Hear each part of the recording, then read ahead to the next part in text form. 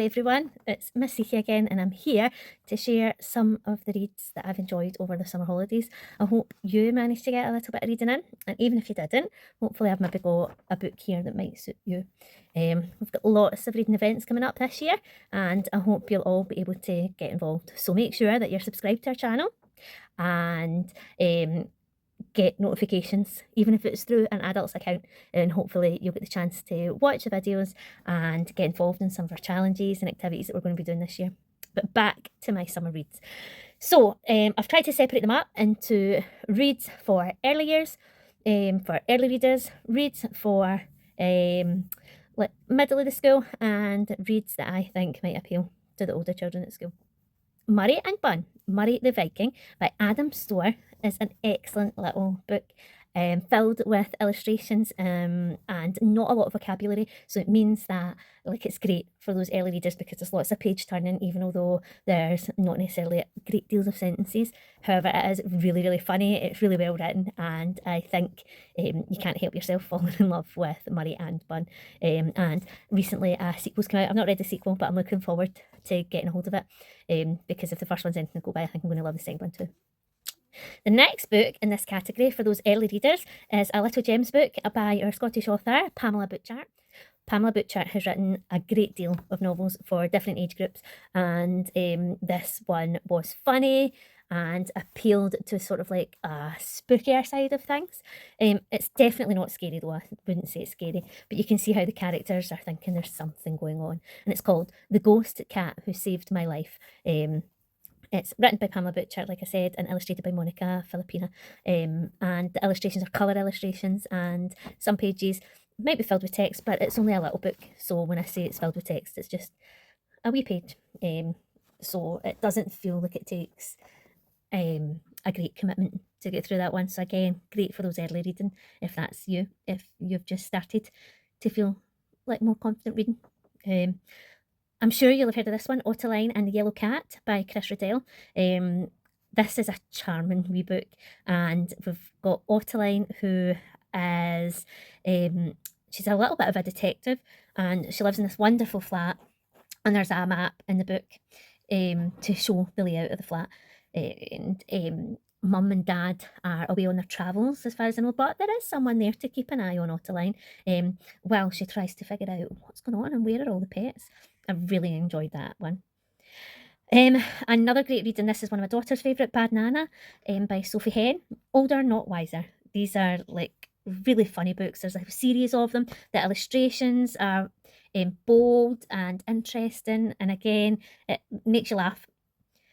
And this is us moving into like the middle of the school, maybe P4 or something for these books. Continuing in the funny theme, that all my books so far seem to be quite funny. Ottoline and the Yellow Cat is funny, but it's also got the mysterious element. But this one is no different. This is a funny one. Olga and the Smelly Thing from Nowhere. And this is written by Elise Gravel.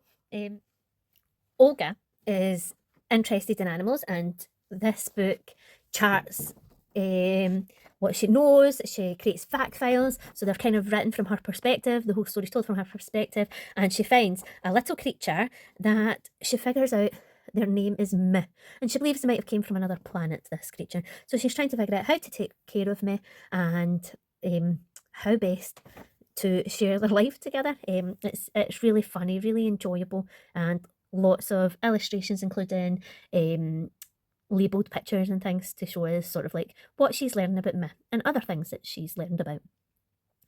The next book is for our upper school. So that's us finished with it, sort of like early readers, building confident readers. And these are probably books that not only are they for confident readers, but the topics are more suitable for children in older school. So Little House by Katja Bailey is probably my favourite read of the whole summer.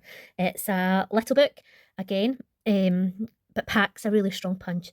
And it's about a little girl whose mother and father both work as rescue or aid workers across the world, helping people who have been displaced for whatever reason.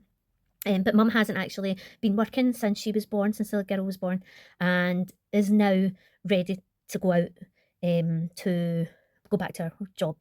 And the girl is now in primary 7 roughly, so she's about 10. It is set in England, so it's the equivalent stage in England. But because Mum's going away, she gets to go and live with her granddad, and in the attic finds an old dollhouse and some dolls. And we just get to learn a little bit about what it might mean for someone who's looking for a home. And it's a really touching, really well paced book. I thoroughly enjoyed it. I've also read Crookhaven, The School for Thieves by J.J. Arcano. This is a fabulous book. So it is set in a school for people who have a knack for stealing things. And there's different sort of like, what would you say? Categories of thieves that go to the school, people who specialise in different elements of it. And our protagonist hasn't heard of this place until some mysterious stranger approaches him at a train station, and he goes and finds this place for thieves. And you might be thinking, well, that's terrible. Why would we want to teach people to steal? But there's more to it than that. And one of my favourite quotes came from Crookhaven this year. If I can find it, I'll pop it up here when I'm editing. Another lovely book, The Edge of the Silver Sea by Alex Malarkey. This is a book set in a Scottish island. And we have our lead character has to move there because mum and dad have bought a house that they're going to do up and turn it into a B&B. But when she goes there, she starts to encounter lots of strange creatures from mythology, beginning with the tales and then starting to experience actually meeting some of these creatures and having to face some challenges with them. It's lovely to sort of see the Scottish myths and legends being taken on like that through the book. The atmosphere is lovely. The island feels fresh and alive, and I'd love to visit. Another book I finished was The Vanishing of Evelyn Jones by Phil Hicks. I've spoke to you about this series before. It's a fantastic atmospheric series. Obviously, like, I don't want to talk too much about this one, but if you look at the cover, you can see some mysterious masked figures hiding amongst the forest, and it's kind of Evelyn has to go to help with one of her family's houses. I think it's an uncle. I can't recall, but it's one of her family members, and he's been missing for a while. So her mum and her gran, I think, or is it her aunt? I think it's her aunt. Her mum and her aunt have to go and sort of like, they've decided that now's the time to sell the house because he's been missing for so long. But Evelyn discovers a mystery and thinks she might be able to figure out what's happened here. And those figures in the forest play a role. It's really, really creepy, but I honestly think Phil Hicks does a wonderful job with this series of books. If you like spooky and you like creepy, these books are amazing. Do you know what? They're not long either. I think one of the things that I've discovered this summer, I've read a lot of short books, and like how special they can be. We don't need to think that we need to read these big chunky books, and we don't need to think that we read books that are specifically for our age. We can read back too. Like, I've had a great time with these. I'm in my 40s and I have loved all of these books. So don't think as well that just because you're 10 or 11 that you must stick to books that are from 9 plus. Some of these books might really suit you. So, like, honestly, I couldn't have been more fun than like the way I was laughing at something like Murray and Bun. So like, feel free to dabble. But again, going back to the Evelyn Jones series, I just think they're a nice length too. They don't feel too long, which like is really helpful. An absolute stunning book that I read is The Final Year by Matt Goodfellow. This book I would definitely say is from children in P7 and up. The topics within the book can be quite deep and quite dark. Our lead character goes through an awful lot in the book, and he has a lot of hard times, but he's basically in his final year of the equivalent in England of our primary school, and he's going up to high school the following year. So it's kind of like about how does that feel to him, what's going on, like how do his friendships form. His family are going through a tough time, but beautifully, now this is written in verse, and I know some of you are going to be like, no, I'm not going to read that.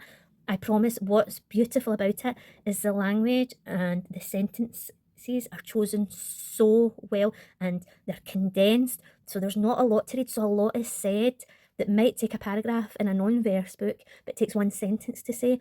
The way it's written, because the rhyme the pacing, everything helps drive you on, and it's like there's not a lot of pages, sorry, there's not a lot of words to each page, so you feel like you're really flying through the story.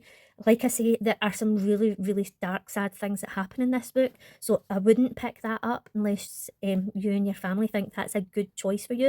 I would also say that if you feel that you've maybe had some hard times going on, like it might be worth checking the content warnings to see if there's anything in there that you don't want to read about. Now, you might find that you're going through tricky times too, and actually, I'd like to read and see how somebody else is coping with that, because sometimes it does help to see people dealing with things that we deal with. But what I don't want is for you to pick up this book and for it to make you feel worse, to make you feel sad. So, like, you and your family are probably the best place to choose whether this book's for you. It is a beautiful book. And it's ideal if you're in primary 7 because it's all of those tricky problems that you're probably facing at school just now. Even if you don't face everything that our lead character faces, there'll be little bits in there that you can identify with. So I would encourage you, if you can get that one from the library, to do it if you think that sounds like a book for you. There's a sequel coming out, and I think called The First Year, so it's going to be like based in our character when he goes up to high school. So I'm really excited to read that, and it's genuinely a really special experience. So these are all the children's books I read through the summer. I was also trying to research some reading books for school, so that's why I started to read the smaller books, and I'm really chuffed I did, and also did that with some adult books, and I had the best reading time over the summer, and I hope you did too. And I'm really excited to hear what you've been reading, and hopefully encourage you to take up a book that you might not have before. I hope you all have a lovely day, and I'll see you soon.